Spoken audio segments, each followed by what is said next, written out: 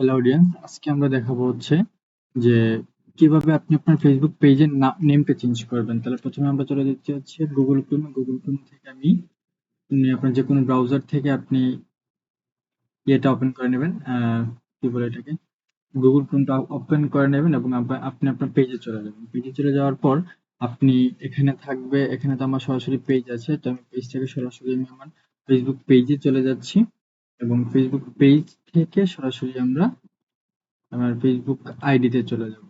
আপনার নরমালি এরকম ভাবে আইডি থাকবে। এটা হচ্ছে আমার নরমাল আইডিটা।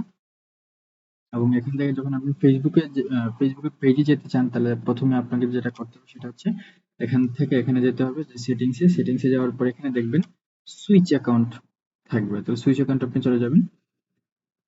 আপনি যাওয়ার পরে এখানে আপনি যাবেন অ্যাকাউন্টে যাওয়ার পর আপনি চলে যাবেন সেটিং এবং প্রাইভেসিতে যাওয়ার পর সেটিংসে গিয়ে তারপর এখানে লেখা দেখবেন যে এখানে লেখা আছে দি ওয়েব, এটাকে পরিবর্তন করে লিখছে KollulTheWave দি ফ্রিল্যান্সার। আপনি এখানে ক্লিক করবেন। এখানে আপনার নেমটা শো করবে, যেহেতু আমি এখানে কিছুক্ষণ আগে আমি এটা সেট করছি, তাহলে এখানে আপনি আপনার নামটা চেঞ্জ করে দিবেন।